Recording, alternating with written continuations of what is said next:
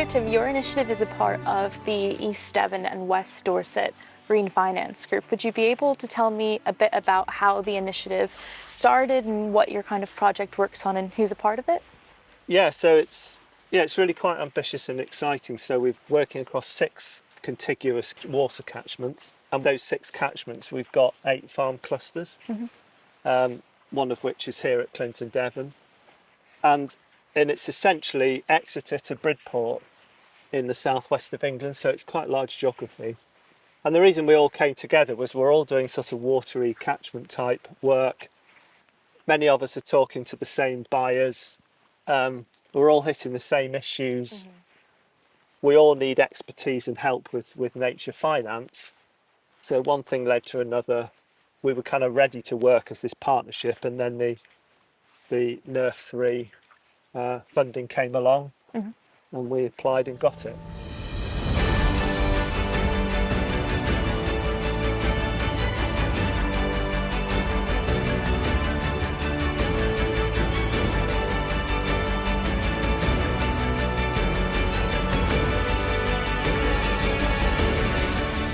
So we're looking at blended finance. So the 8 farm clusters are all at different stages, which is part of our strength. We sort of see it as a sum of the parts, really. So 5 of the 8 clusters are landscape recovery schemes, so they have their own business plans. 3 others are individual farm clusters, but together they're all doing something unique that comes together for an overarching concept that we're calling river and wetland restoration. Everybody talks about delivery at scale. What we're testing is, well, what does that look like, and what are the markets interested in buying and investing in? So we've come up with this concept of 1,000 hectares of river and wetland restoration by 2030, 2,000 hectares by 2035, and 3,000 hectares by 2040. And we know all that because we've all collated our targets. So we think it's achievable. We just need more blended finance. So as well as government money, some of the buyers include utility companies. So we're already working with the likes of National Highways, who look after the strategic road network like the M5. We're working with Network Rail, South West Water and others as well.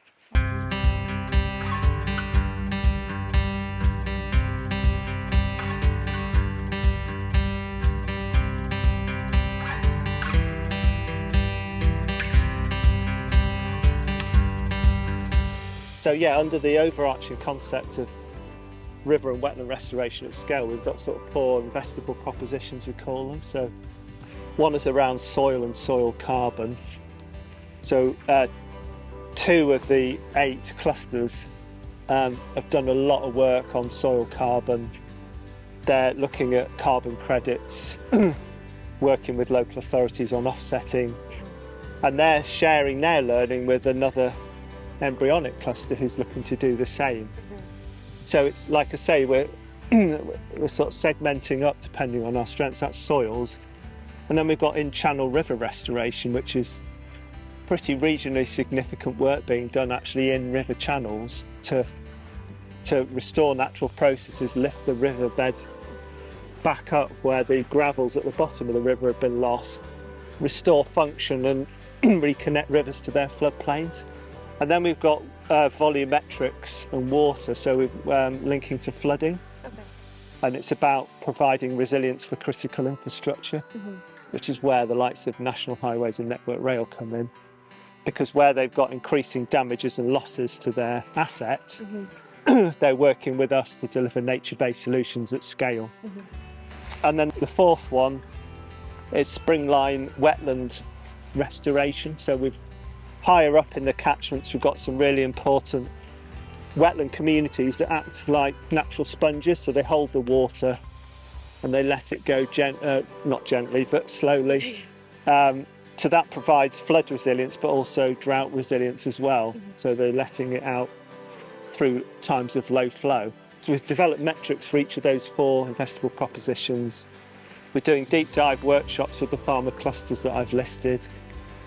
All that will be wrapped up into our investable proposition. And then I should have said right at the start, what we did is we tested our concept with buyers, investors, funders to say, is this of interest?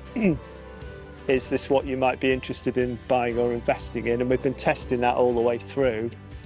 And that's going to culminate in an event in January 2026 to present our investable proposition and see who bites.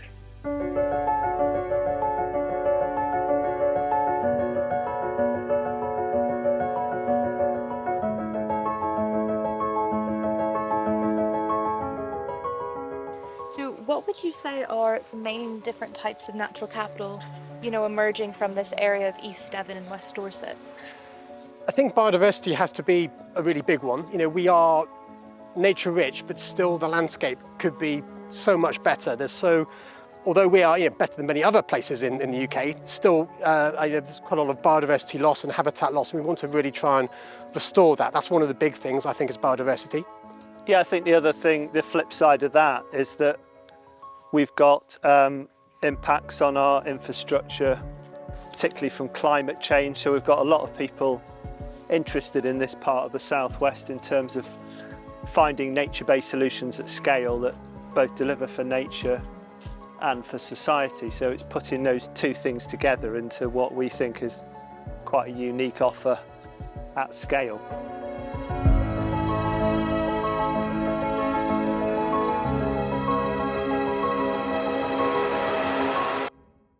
So Sam, you work here at Devon Estates. Would you be able to give me a bit of context as to what the estate is doing in terms of nature finance?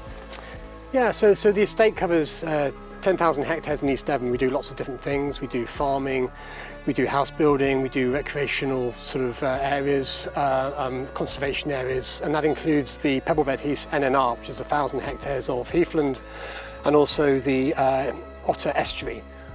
This Heath to Sea project is really about trying to improve the outcomes for conservation on those protected sites, but also to drive and power nature conservation across the broader landscape, across the kind of agricultural hinterlands. And we have as an ambition to do kind of woodland creation, wetland restoration, river restoration, and so on. So it's really quite exciting. So we're kind of looking at how best we do that. We started about 1.5 years ago. We're now getting close towards finalising our plans of what we're going to do, or where we're going to do, and trying to build I think like a natural capital account. So what is these landscapes providing for society, and how will we begin to change that and hopefully improve it? So things like carbon storage, whether that's above ground or below ground, how much water might be stored in the catchments, how might, if we improve recreational access or new footpath areas, how many people might use those, and again, what's the value of doing that? And then try and put the costs of delivering it, but also the kind of benefits. So ideally, the cost of delivering it will be less than the benefits to society, so it's good value for money. Mm-hmm. And then the final thing is like, who's going to pay for all this? Yeah. And we know that government is willing to pay for some of it, but not all of it. And then it's, trying to identify the beneficiaries, I suppose, and then what capacity people have to pay. We are really just starting in this game. We're just taking our first steps, and being part of the NERF program helped us to kind of join with other parties doing a similar kind of thing, mm-hmm. to work out how do we take this forward.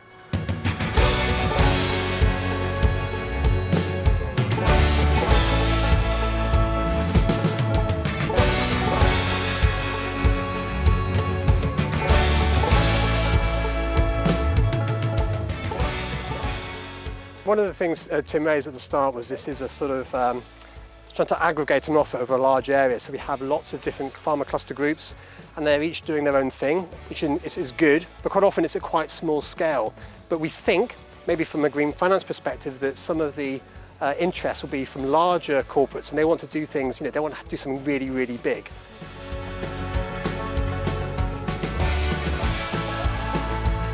How do you kind of go about gathering the metrics for these different types of nature-based solutions? What are some of those examples of what those metrics are? So, a metric for biodiversity net gain, I suppose, is you have to go in and you have to do a baseline of the habitats that are there.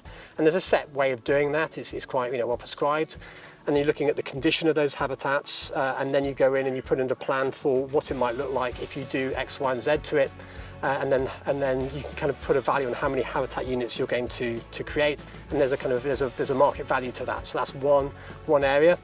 Yeah, well, on volumetric, so if you want to know how much water you could store, we're using various different types of model to say you plant trees, if you temporarily store water and improve soils, this is the effect it will have downstream. So we've gathered a lot of that evidence, and like I say, you can then link that to performance and say you can run, Network Rail can run X number of more trains per hour because the track's not flooded.